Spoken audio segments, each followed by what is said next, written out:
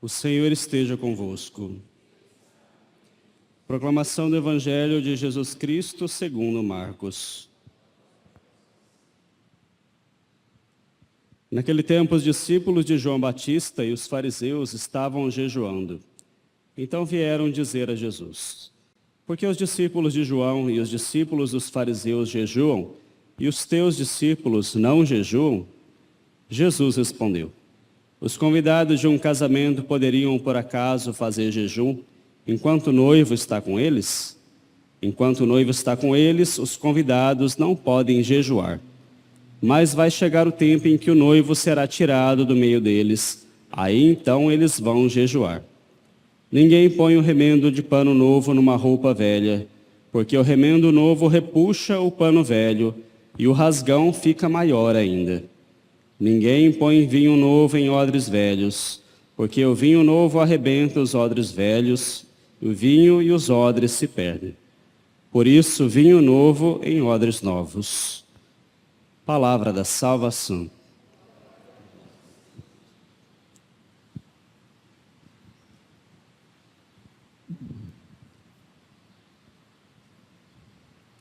No Evangelho de hoje nós ouvimos uma discussão a respeito do jejum. Jesus, enquanto estava com seus discípulos, não jejuava, mas os discípulos de João Batista e os fariseus jejuavam. E isso causou estranheza no povo. Jesus, ele mudou muitas das tradições que eram comuns entre os judeus. Por exemplo, o preceito do sábado. Muitas vezes o nosso Senhor, entre aspas, violou o direito do sábado. E aqui também acontece isso. Mas qual é o sentido dessa realidade? O jejum era uma prática muito disseminada no judaísmo. O jejum era uma forma de preparar o coração para o encontro com Deus. O grande problema é que grandes práticas do judaísmo, com o tempo, foram caindo numa certa aridez, e os judeus praticavam aquilo simplesmente para cumprir a lei. Faziam aquilo como cumprimento da lei, cumprimento de um preceito. Não tinham o verdadeiro espírito daquilo. E aquilo começou a ficar, de fato, árido. E aí Jesus diz, ele utiliza uma comparação.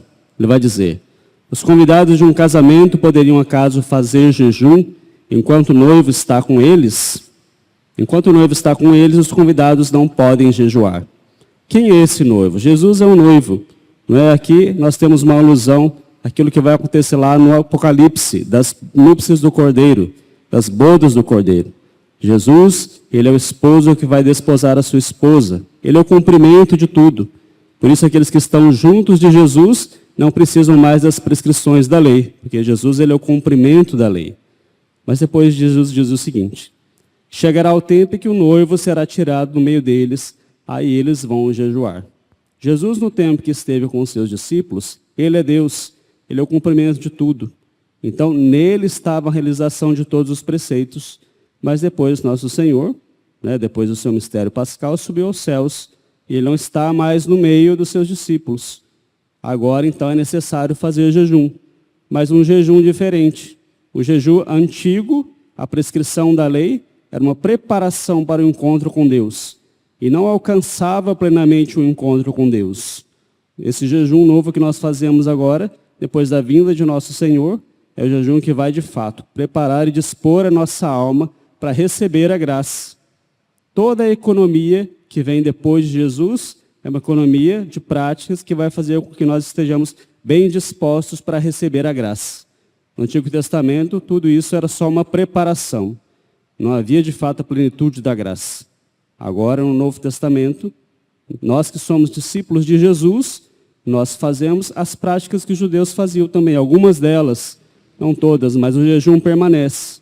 Mas agora o sentido é muito mais pleno, o sentido é muito mais profundo, porque ele vai dispor os nossos corações para receber a graça. E aqui nós somos chamados a uma reflexão muito importante. O jejum é uma prática que precisa estar presente nas nossas vidas. O jejum é uma prática que a igreja nunca abandonou. Embora hoje, infelizmente, muitas pessoas já não mais o pratiquem, já não mais o façam. Não é? E qual é o sentido próprio de um jejum da penitência? Essa é a parte que nós chamamos de ascética na nossa vida espiritual. A vida espiritual é composta de duas realidades que são complementares, que não podem se excluir. A parte ascética e a parte mística. A parte ascética é todo o esforço que nós fazemos de disciplinar as nossas paixões desordenadas para bem dispor a graça de Deus que vai nos levar à vida mística, que nós conseguimos pelos sacramentos e pelas orações. Muitas vezes nós queremos nos dispor a orar, a rezar, recebemos os sacramentos, mas nós nos esquecemos dessa parte essencial, que é a parte ascética, que aqui nós podemos resumir nessa palavra simbólica, o jejum. Não é? Nós precisamos voltar a jejuar, meus irmãos. Nós precisamos voltar a ter uma vida ascética, principalmente nos nossos tempos, porque nós vivemos em tempos em que as paixões desordenadas não são mais controladas, e nós somos cada vez mais incentivados a viver uma vida laxa, uma vida em que os nossos sentidos eles recebem tudo aquilo que eles pedem, não é? Tanto com relação à comida, à bebida, à sensualidade, aquilo que os nossos olhos veem. Nós vivemos verdadeiramente um tempo intemperante. E o jejum, a penitência, a ascese, nos prepara na temperança, para que nós tenhamos a alma bem disposta para receber a graça. Uma pessoa que vive na intemperança não tem a alma bem disposta para receber a graça. Por isso, não terá a plenitude da vida espiritual. Não vai sequer adentrar a vida mística. Então, esse é um ponto que nós precisamos retornar. Nós precisamos buscar uma vida temperante. Nós precisamos lutar contra as nossas paixões desordenadas, da gula, da luxúria. E hoje, no nosso tempo, isso é um grande desafio. Mas precisamos voltar a isso, não é? Quantos de nós que têm a prática de um jejum, por exemplo? A igreja coloca obrigatoriamente alguns dias de jejum e de penitência. Só que a igreja tem uma lei bastante branda, né? Mas infelizmente muitas vezes, nem isso às vezes nós conseguimos realizar, nem isso nós damos conta de fazer. Por exemplo, na quarta-feira de cinzas e na sexta-feira santa, né? O início da quaresma e ali no finalzinho da Semana Santa, sexta-feira da Paixão do Senhor, a igreja nos propõe o jejum e a abstinência de carne. Né? Uma coisa que é compreendida só 2 dias do ano. E muitas vezes fazemos de muito mau grado, e às vezes fazemos mal. Mas essa prática pode ser aplicada em outros dias ao longo do ano. Né? Quarta e sexta-feira pode se tornar para nós, devocionalmente, dias de jejum também.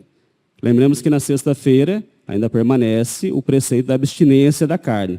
Mas nós podemos muito bem acrescentar um jejum, né? Ou seja, deixar de fazer alguma refeição, ou nos abster de outras coisas, com o propósito de isso disciplinar as nossas paixões desordenadas, para que nós nos tornemos pessoas temperantes e consigamos, de fato, rezar. Não é? Agora, uma outra coisa muito importante dos nossos tempos, que não existiam, né, em tempos passados, em tempos muito recentes, é o problema da intemperança digital. Esse é um problema terrível dos nossos tempos. Não é? Os celulares, os smartphones, né, a tecnologia adentrou nas nossas vidas e nós vivemos uma vida intemperante com relação, sobretudo, aos celulares. Então, nós precisamos fazer uma transposição histórica. Não é? O nosso tempo agora precisa de um jejum diferente, de um jejum justamente dessa realidade.